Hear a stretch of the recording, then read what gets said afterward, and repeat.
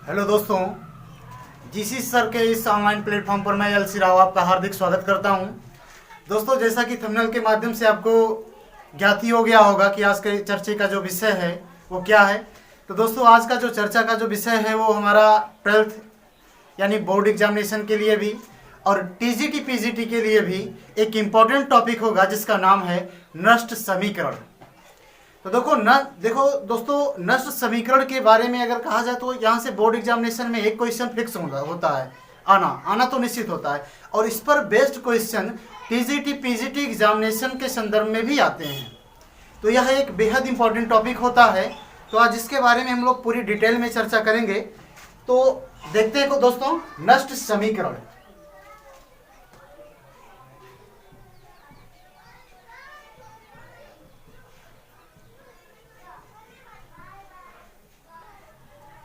नष्ट इक्वेशन, नष्ट समीकरण।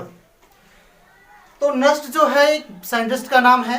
इन्होंने किसी भी सेल के ईएमएफ और उसके मानक इलेक्ट्रोड पोटेंशियल यानी उसके सेल के इलेक्ट्रोड पोटेंशियल और उस सेल के मानक इलेक्ट्रोड पोटेंशियल के बीच में एक संबंध स्थापित किया था जिसे हम लोग नष्ट समीकरण के नाम से जानते हैं।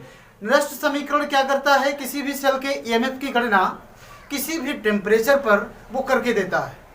तो किसी भी यानी नॉन स्टैंडर्ड कंडीशन पर अगर हमें किसी सेल के ईएमएफ की गणना करनी हो यानी उसके इलेक्ट्रोड विभव का मापन करना हो तो उसके लिए हम लोग नष्ट समीकरण का यूज करते हैं। तो देखते हैं दोस्तों कि नष्ट समीकरण किस तरीके से डिराइव्ड होता है और उसका फॉर्मूला क्या होता है। तो यहाँ इसका स्टेटमेंट लिखेंगे हम लोग थोड़ा सा। किसी सेल के इलेक्ट्रोड विभव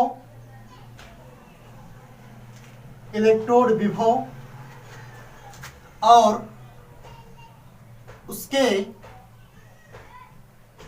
मानक इलेक्ट्रोड विभव के बीच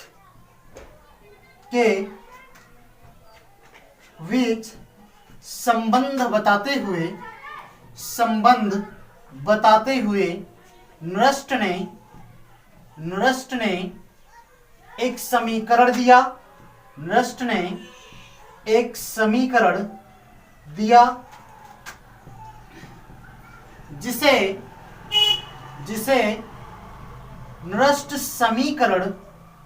जिसे नष्ट समीकरण कहा जाता है। जिसे क्या कहा जाता है? नष्ट समीकरण कहा जाता है। यानी हम लोग इस तरीके से भी कह सकते हैं कि किसी भी सेल के प्रयोग होने वाले जो उसका इलेक्ट्रोलाइट होता है यानी कि जो वैद्युत अपघट्य होता है उसकी सांद्रता और टेम्परेचर और उसके इलेक्ट्रोड विभव के बीच में संबंध बताते हुए नष्ट ने एक समीकरण दिया जिसे नष्ट समीकरण के नाम से हम लोग जानते हैं। अब नष्ट समीकरण कैसे डिराइव किया जाता है, उसका केमिकल फॉर्मूला क्या होता है, वो हम लोग देखते हैं दोस्तों। तो जैसा कि हम लोग जानते हैं कि आपने 11th स्टैंडर्ड में एक चैप्टर पढ़ा होगा उष्मागतिकी का, थर्मोडायनेमिक्स का। तो वहां से हम लोगों ने एक रिलेशन निकाला था डेल जी बराबर minus N F E cell. Del G बराबर minus N F E cell यानी ये जो होता है नॉन स्टैंडर्ड कंडीशन पे होता है। Del G equal to minus N F E naught E cell, ये नॉन स्टैंडर्ड कंडीशन पे होता है। यानी कि जब टेम्परेचर 298 केल्विन ना हो करके या किसी भी इलेक्ट्रोलाइट की सांद्रता 1 मोलर ना हो करके कुछ दूसरी वैल्यू दी गई हो, यानी कि टेम्परेचर डिफरेंट हो या उसका इलेक्ट्रोलाइट की जो सांद्रता है यानी वैद्युत अपघट्य की जो सांद्रता है वो भिन्न हो, तो उस कंडीशन में डेल जी की जो वैल्यू आती है ये del G equal to minus N F E cell होता है।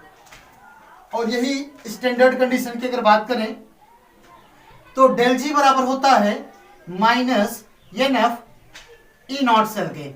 डेल जी नॉट बराबर होता है minus N F E not cell के, और ये होता है एट स्टैंडर्ड कंडीशन।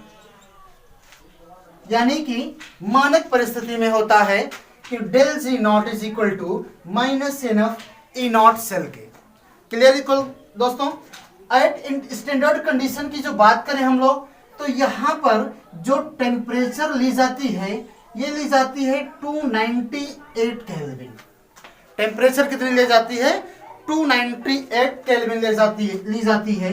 और सांद्रता की अगर बात करें तो सांद्रता ली जाती है 1 मोलर, यानी 1 मोलर सांद्रता लेकर के ली जाए और उससे टेम्परेचर कितना रखा जाए? 298 केल्विन टेम्परेचर रखा जाए, तो उस कंडीशन में जो सेल का इलेक्ट्रोड पोटेंशियल होगा वह उसका स्टैंडर्ड इलेक्ट्रोड पोटेंशियल होगा, यानी कि उसका मानक इलेक्ट्रोड विभव होगा। क्लियर है। और हम लोग जानते हैं, हम जानते हैं कि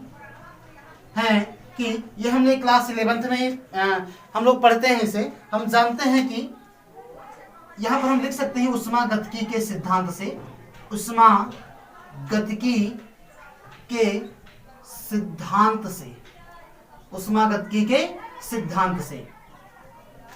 ऊष्मागतिकी का सिद्धांत क्या बताता है? गिब्स फ्री एनर्जी और Gibbs free energy at standard condition के बीच में जो रिलेशन आता है हमारा, ये आता है del G is equal to होता है डेल जी नॉट और प्लस 2.303 RT लॉग किसके? क्यू के।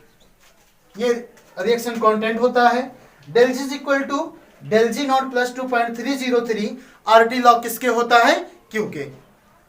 जहां पर आप जानते हैं कि ये जो मैं हाँ नीचे दिखाई दे रहा है, मैं लिख रहा हूं डेल जी जो है, ये डेल जी है, ये गिब्स फ्री एनर्जी में हुआ जो परिवर्तन है, यानी कि मुक्त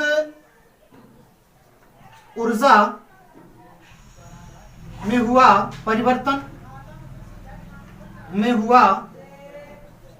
परिवर्तन और del G naught del G naught जो है ये है मुक्त ऊर्जा में हुआ परिवर्तन है, लेकिन ये जो है एट स्टैंडर्ड कंडीशन है, यानी स्टैंडर्ड कंडीशन पर गिब्स फ्री एनर्जी में हुआ क्या है? ये चेंज है। आर जो है यहाँ पे यूनिवर्सल गैस कांस्टेंट है, जिसकी वैल्यू होती है 8.314 जूल प्रति केल्विन प्रति मोल, यानी आर क्या है यहाँ पे? आर जो है ये सार्वत्रिक गैस नियतांक है, यानी आर की जो वैल्यू होती है 8.314 जूल प्रति केल्विन प्रति मोल होती है। जूल प्रति केल्विन प्रति मोल, ये आर की वैल्यू हो गई। और यहां पर एफ जो होता है, एफ फैराडे नियतांक होता है। जानते हैं आप लोग 96500 कैलोरी होती है सही, यानी एफ की वैल्यू अगर हम लोग लिखना चाहें 96500 कैलोरी की ये वैल्यू होती है। और यहां पर क्यू जो है रिएक्शन कांस्टेंट है, जहां क्यू की जो वैल्यू होती है, क्यू बराबर कंसंट्रेशन ऑफ प्रोडक्ट और ये पान होता है कंसंट्रेशन ऑफ रिएक्टेंट के, यानी उत्पाद की सांद्रता और अभिकारक की सांद्रता का अनुपात ही होता है हमारा क्यू। अब यहां से ये सारी की सारी वैल्यू हमको मिल गई, यानी यहां पर जो रिलेशन मिला del G is equal to del G naught plus 2.303 और टी लॉग क्यू के। अब यहां पर डेल जी और डेल जी नॉट की वैल्यू अगर इस समीकरण में रख दें तो हम यानी यहां पर देखेंगे हम लोग डेल जी और डेल जी नॉट का मान समीकरण में रखने पर, तो जब हम लोग इसका मान समीकरण में रखते हैं तो डेल जी की जो वैल्यू है यह है -NF ई सेल और ये इज इक्वल टू होता है -NF ई नॉट सेल के, -NF E not cell plus 2.303 RT log Q के। ये वैल्यू निकल करके आती है यहां से -NF ई सेल ये इज इक्वल टू, ये वैल्यू है डेल जी की और ये इज इक्वल टू है minus N F E not cell, और ये वैल्यू होती है हमारे डेल जी नॉट की, और ये प्लस 2.303 और टी लॉग किसके, क्यू के। अगर आप इसका स्क्रीनशॉट लेना चाहें तो ले सकते हैं दोस्तों, क्योंकि मैं इधर थोड़ा सा मिटा करके फिर लिखता हूं, मैं साइड हो जाता हूं, आप इसका स्क्रीनशॉट ले लीजिए। हाँ देखिए आगे,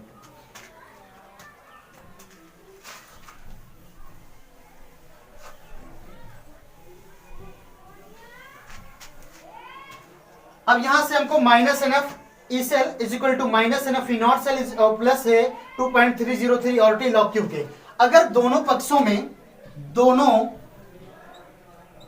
में माइनस एन एफ से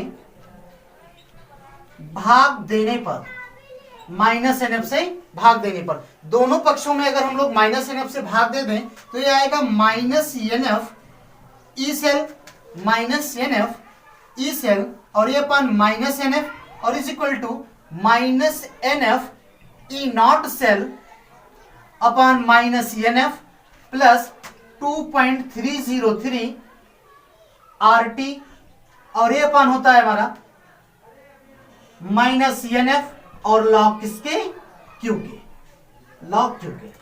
अब एन एफ से एन एफ कैंसिल, माइनस से माइनस कैंसिल, यहां माइनस से माइनस, एन एफ से एन एफ कैंसिल, यहां माइनस प्लस मल्टीपल हो जाएगा, माइनस हो जाएगा, यानी ई सेल निकल करके आएगा, यहां से ई सेल बराबर आएगा E not cell plus minus का मल्टीपल होगा minus 2.303 R T upon N, और ये हो जाएगा हमारा लॉग क्यू के। लॉग क्यू की जगह पर हम लोग लिख सकते हैं concentration of product upon concentration of reactant के, जैसा कि आप लोग जानते हैं, पहले से मैंने बताया भी आपको। तो जहां एन जो है, या इस तरीके से लिख दें, या ई सेल ये बराबर E not cell minus 2.303 R T, और ये पान किसकी हो जाएगा, एन के, और लॉग क्यू की जगह पर हम लिख सकते हैं प्रोडक्ट कॉन्सेंट्रेशन ऑफ प्रोडक्ट, और ये अपान कॉन्सेंट्रेशन ऑफ किसके, रिएक्टेंट के। जहां एन की अगर बात करें, जहां एन जो है स्थानांतरित इलेक्ट्रॉनों की संख्या, स्थानांतरित इलेक्ट्रॉनों की संख्या, यानी कि रिएक्शन के दरमियान कितने इलेक्ट्रॉन ट्रांसफर हुए हैं, ये उनकी संख्या को बताता है। तो दोस्तों एक बार फिर से देखेंगे हम लोग, हमने ये समीकरण फाइंड किया था डेल जी की वैल्यू और डेल जी नॉट की वैल्यू रख करके, minus N F E cell is equal to minus N F E not cell plus 2.303 R T log Q के। तो अगर दोनों पक्षों में हमने एन एफ से भाग दिया और कैलकुलेट किया तो हमको वैल्यू मिली E cell is equal to E not cell minus 2.303 R T upon N, log Q की जगह पर हमने रख दिया प्रोडक्ट अपॉन किसके, रिएक्टेंट के। इतना मैं उम्मीद करता हूं इतना आपको समझ में आ गया होगा। आगे बढ़े दोस्तों, तो अगर हम लोग आर की वैल्यू और टी की वैल्यू और सॉरी यहां पे एनएफ होगा, और एफ की वैल्यू अगर हम उपरोक्त समीकरण में, इस वाले समीकरण में रख दें, यानी इसमें, तो यहां से देखेंगे हम लोग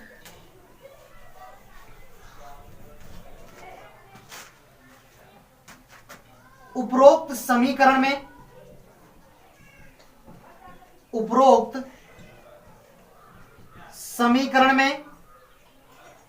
आर टी और एफ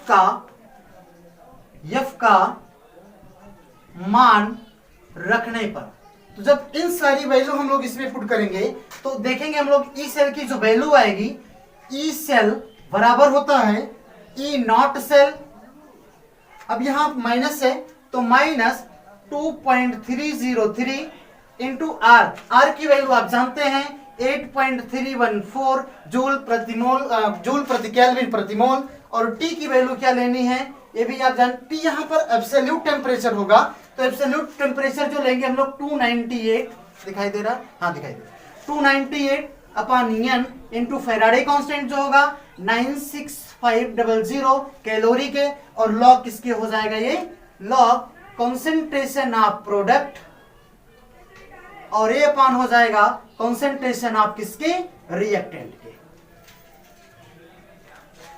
सॉरी ये थोड़ा सा यहां देखेंगे आप लोग कट गया होगा, लॉग कॉन्सेंट्रेशन ऑफ प्रोडक्ट का, और ये अपान हो जाएगा लॉग कॉन्सेंट्रेशन ऑफ किसका, रिएक्टेंट का। अब यहां से जब इस सारी वैल्यू को हम लोग कैलकुलेट करते हैं तो ई सेल निकल करके जो आता है ये इक्वल टू आता है ई नॉट सेल और माइनस 0.0591 अपान एन, और यहां पर आएगा आपका लॉग कॉन्सेंट्रेशन ऑफ प्रोडक्ट और ये अपान कॉन्सेंट्रेशन ऑफ किसके, रिएक्टेंट के। ये हमारा कहलाता है नष्ट समीकरण। यही समीकरण क्या कहलाता है, नष्ट समीकरण कहलाता है। नष्ट, यही नष्ट समीकरण कहलाता है। जहां ई सेल जो है ये सेल का इलेक्ट्रोड पोटेंशियल है, ये सेल का मानक इलेक्ट्रोड पोटेंशियल होगा, यानी यहाँ पर स्थानांतरित इलेक्ट्रॉनों की संख्या है। ये ध्यान देंगे यहाँ पे प्रोडक्ट का कॉन्सेंट्रेशन ये और अपान होता है रिएक्टेंट का कॉन्सेंट्रेशन, कहीं आप उल्टा नहीं करेंगे, रिएक्टेंट का कॉन्सेंट्रेशन हमेशा नीचे रहेगा। तो यहाँ पर देखेंगे इस तरीके से हम लोग नष्ट समीकरण को क्या करते हैं, फाइंड करते हैं। अब इस पर देखेंगे कि कैसे नष्ट समीकरण अप्लाई किया जाता है, तो एक बार इसका आप स्क्रीनशॉट ले लीजिए, फिर हम लोग आगे बढ़ते हैं। हाँ दोस्तों, अब इसके आगे बढ़ते हैं हम लोग। तो जैसे मान लिया जाए कि अगर हमें नष्ट समीकरण अप्लाई करना हो तो कैसे अप्लाई करेंगे, तो देखते हैं उसके लिए क्या फेनोमेनन होता है, किस तरीके से लगाया जाता है किसी ऑक्सीडेशन रिडक्शन के, किसी ऑक्सीडेशन रिएक्शन के लिए या किसी रिडक्शन रिएक्शन के लिए नष्ट समीकरण हम लोग कैसे लगाएंगे, फिर देखते हैं। ये रहा समीकरण आपका नष्ट समीकरण, ये है। जैसे मान लिया जाए कोई रिएक्शन आपको दे दिया जाए, जैसे कोई भी अभिक्रिया दे दी जाए, जैसे मान लिया जाए कोई ये आपका ये चेंज हो रहा है किसमें, ये सॉलिड जो है ये चेंज हो रहा है, a solid change to N plus में, एन इलेक्ट्रॉन को लॉस करेगा और ये एन प्लस के रूप में क्या होगा, चेंज होगा। अब इसके लिए अगर आपको नष्ट समीकरण अप्लाई करना है तो आप जानते हैं कि जो एरो के लेफ्ट साइड में होता है ये आपका रिएक्टेंट होता है, यानी कि इसे हम लोग हिंदी में अभिकारक बोलते हैं, और जो एरो के राइट साइड में होता है ये आपका प्रोडक्ट होता है, जिसे हम लोग क्या बोलते हैं, उत्पाद बोलते हैं। ठीक है, तो यहां पर देखेंगे नष्ट समीकरण के अनुसार अगर ये हम लोग नष्ट समीकरण में अप्लाई करें तो कैसे करेंगे, तो नष्ट समीकरण के अनुसार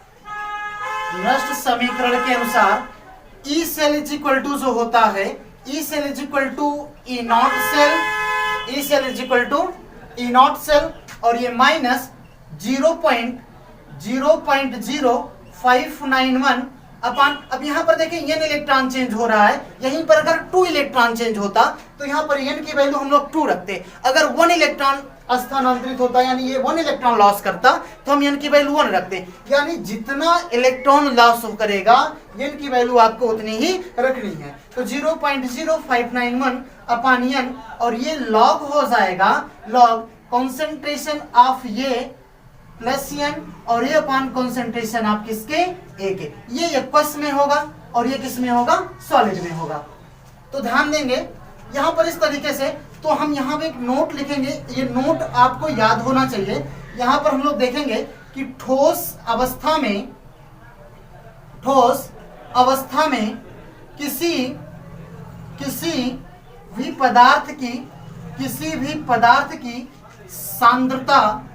किसी भी पदार्थ की सांद्रता शून्य होती है, यानी यहाँ पर ये सॉलिड जो है ये आपका 0 हो जाएगा। तो बचेगा क्या, यानी ई सेल बराबर आएगा E not cell minus 0.0591 upon N, और ये हो जाएगा लॉग कॉन्सेंट्रेशन ऑफ ये प्लस एन के। तो इस तरीके से, और ये हमारा जो होगा, अब देखो यहाँ पर आप जानते हैं यहाँ पर ऑक्सीडेशन हो रहा था, तो ये होगा ऑक्सीडेशन इलेक्ट्रोड पोटेंशियल हो जाएगा, यानी जब कोई स्पीशीज अपने अंदर से इलेक्ट्रॉनों को लॉस करेगा तो यहाँ पर रिएक्शन कैसी होती है आप जानते हैं, यहाँ पर ऑक्सीकरण की अभिक्रिया होती है, यानी कि ऑक्सीडेशन होता है। तो उस कंडीशन में क्या था कि जब ऑक्सीकरण होगा तो इस सेल की जो वैल्यू आई ये हमारा आया उस इलेक्ट्रोड का ऑक्सीकरण विभव का मान, यानी E cell is equal to E not cell minus 0.0591 upon N, और ये लॉग कॉन्सेंट्रेशन ऑफ ये प्लस एन के, हम इसकी सांद्रता क्या हो जाती है 0, क्यों? क्योंकि ये ठोस अवस्था में है हमारा। तो ठोस अवस्था में किसी भी पदार्थ की सांद्रता क्या हो जाएगी 0 हो जाएगी। इसे आप नोट करके रखेंगे। और अगर आपको किसी रिडक्शन के लिए अप्लाई करना हो तो इसका आप एक बार स्क्रीनशॉट ले लीजिए, फिर मैं इसको इरेज करता हूं, फिर आपको आगे बताता हूं। हाँ, तो आगे देखते हैं। जैसे मान लिया जाए यहीं पर अगर ये A प्लस एन होता और यहां पर एक्वस है और ये एन इलेक्ट्रॉन को एब्जॉर्ब कर रहा है, और एन इलेक्ट्रॉन एब्जॉर्ब करके क्या बना रहा है, यहां से आपका यहां से एन इलेक्ट्रॉन को एब्जॉर्ब करके ये बना रहा है ए सॉलिड में कन्वर्ट हो रहा है। तो अब यहां पर ये रिएक्टेंट है और अब की बार ये प्रोडक्ट है। अब रिएक्टेंट ये प्रोडक्ट यानी कि ये उत्पाद है। अब यहां से देखेंगे हम लोग, अब ये आपका जो प्रोडक्ट के रूप में ए सॉलिड ऊपर जाएगा और ये प्लस एन जो एक्वस है ये आपका नीचे चला आएगा। यहां पर देखो ये इलेक्ट्रॉन को एब्जॉर्ब कर रहा है, तो रिएक्शन जो होगा ये आपके रिडक्शन की अभिक्रिया हो जाएगी, यानी कि अपचयन हो जाएगा आपका यहाँ पे। तो जब अपचयन के बारे में लिखेंगे तो ये सॉलिड लास्ट में यानी प्रोडक्ट के रूप में जा रहा है, तो अब इसका मान 0 हो जाएगा, इसका मान 0 हो जाए, सॉरी 0 नहीं, सिर्फ शून्य नहीं मानी जाती है, सांद्रता 1 मोल मानी जाती है। यहाँ पर आप ध्यान देंगे, सांद्रता शून्य ना होकर के 1 मोल मानी जाती है। अब ये आपका 0 हो जाएगा। अब इसकी सांद्रता जब ये आपका 1 हो जाएगा तो यहाँ पर जो निकल करके आएगा लॉग ये आ जाएगा 1 अपान कॉन्सेंट्रेशन ऑफ ये पावर प्लस एन के। बस इतना कर देना है आपको।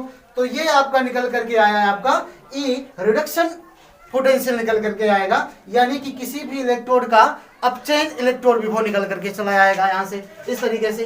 तो अगर जैसे मान लिया जाए कोई रिएक्शन आपको मिक्स में दी जाए कि वहां से एक पे आपका रिडक्शन भी हो रहा है, दूसरे वाले पे ऑक्सीडेशन भी हो रहा है, तो कैसे वहां से अप्लाई करेंगे, तो वो कंडीशन हम लोग देखते हैं।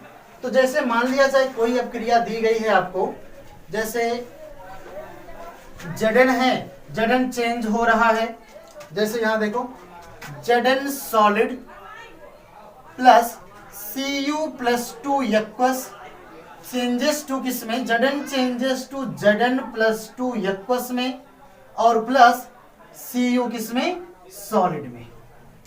यह है आपका। अगर इसके लिए अगर आपको ई सेल की वैल्यू लिखनी हो तो कैसे लिखेंगे, तो उस कंडीशन में E cell is equal to आएगा आपका ई नॉट सेल। जैसे पहले अगर यहाँ पे देखें हम लोग तो ये पूरा का पूरा रिएक्टेंट है, ये पूरा का पूरा रिएक्टेंट है और ये पूरा का पूरा आपका क्या है, प्रोडक्ट है, यानी ये अभिकारक है, ये उत्पाद है। अब Zn से जा रहा है Zn प्लस 2 में, तो यहाँ ऑक्सीडेशन नंबर बढ़ रहा है, तो अब क्रिया जो होगी ये ऑक्सीडेशन की हो जाएगी। अब ये Cu प्लस 2 से जा रहा है Cu सॉलिड में, यानी प्लस से जा रहा है 0 में, तो यहाँ पर अब क्रिया कैसी हो जाएगी, रिडक्शन की हो जाएगी, यानी अपचयन हो जाएगा यहाँ से। तो अगर इसके लिए अगर ईएमएफ की गणना करनी हो तो ई सेल की जो वैल्यू निकल करके आएगी ये आ जाएगी ई नॉट सेल माइनस 0.0591। अब देखो यहाँ पर एन की जो वैल्यू है 2 है, क्योंकि Zn 2 इलेक्ट्रॉन का लॉस कर रहा है और कॉपर जो है वो 2 इलेक्ट्रॉन एब्जॉर्ब कर रहा है, तो यहाँ n इज इक्वल टू 2 होगा, तो अपॉन 2 और ये हो जाएगा आपका लॉग। अब देखो प्रोडक्ट आपका ये है, प्रोडक्ट में कॉन्सेंट्रेशन ऑफ Zn प्लस 2 और ये अपॉन कॉन्सेंट्रेशन ऑफ किसके, Cu सॉलिड के, और ये अपॉन किसके हो जाएगा, कॉन्सेंट्रेशन ऑफ Zn सॉलिड के, और ये अपॉन किसके हो जाएगा, concentration of Cu plus 2 aqueous के। Zn और Cu ठोस अवस्था में है, इसलिए इनकी सांद्रता क्या हो जाएगी, 1 हो जाएगी। तो इनकी सांद्रता जब 1 हो जाएगी तो ई सेल की जो वैल्यू निकल करके आएगी ये ई नॉट सेल माइनस 0.0591/2 और ये क्या हो जाएगा आपका लॉग कॉन्सेंट्रेशन ऑफ Zn+2 और ये अपान निकल करके आएगा Cu+2 यानी कॉन्सेंट्रेशन ऑफ Cu+2। तो इस तरीके से हम लोग नष्ट समीकरण को अप्लाई करते हैं। तो यहाँ से एक एग्जाम्पल के थ्रू हम लोग इसे समझते हैं। तो इसका आप स्क्रीनशॉट ले लीजिए, फिर नेक्स्ट एग्जाम्पल देखते हैं हम लोग। हाँ, तो देखते हैं दोस्तों आगे एक इस पर वेस्ट न्यूमेरिकल सॉल्व करते हैं हम लोग। जैसे सवाल कुछ इस तरीके से है। हाँ, तो दोस्तों यहां से एक हम लोग एग्जाम्पल देखेंगे नष्ट समीकरण पे। एग्जाम्पल है अर्ध अवक्रिया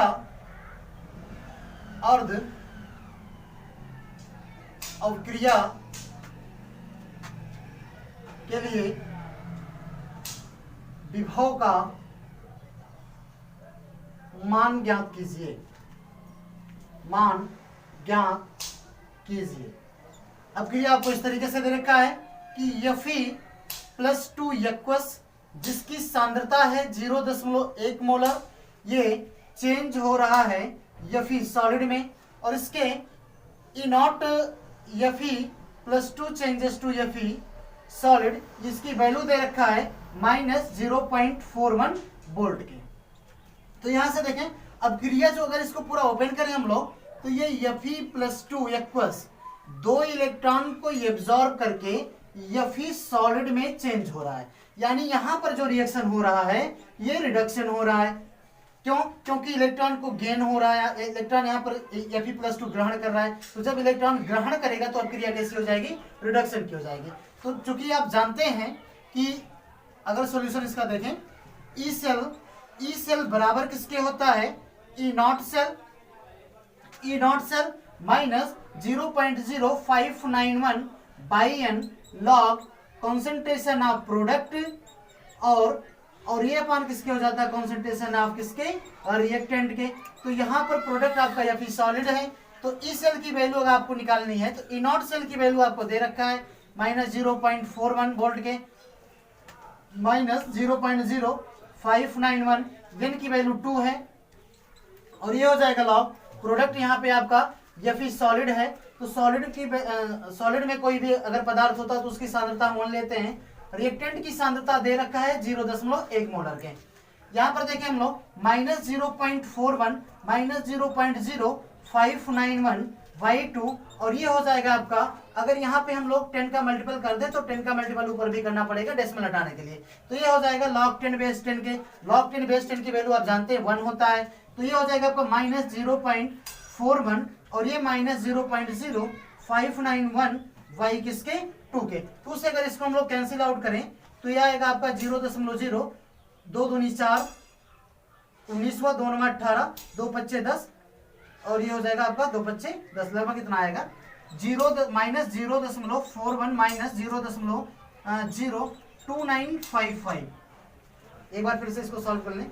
0.0, 2 दूनी 4, 1 हुआ 19वां, 2 नंबर 18, एक यहाँ पे 2 पच्चे 10, यही तक ले जाते हैं सिर्फ। और ये हो जाएगा आपका, अगर इसको ऐड करें हम लोग तो -0.4395 वोल्ट के। तो इस तरीके से हम लोग दोस्तों इसके क्वेश्चन को सॉल्व करते हैं कि ये था किसी अर्ध अपक्रिया के समीकरण के लिए। अगर यही आपको 2 समीकरण बना करके दे दे जिसमें रिडक्शन भी हो रहा हो और ऑक्सीडेशन भी हो रहा है, तो उसके लिए क्या करेंगे तो उसके बारे में हम लोग कल देखेंगे। Then bye to all of you.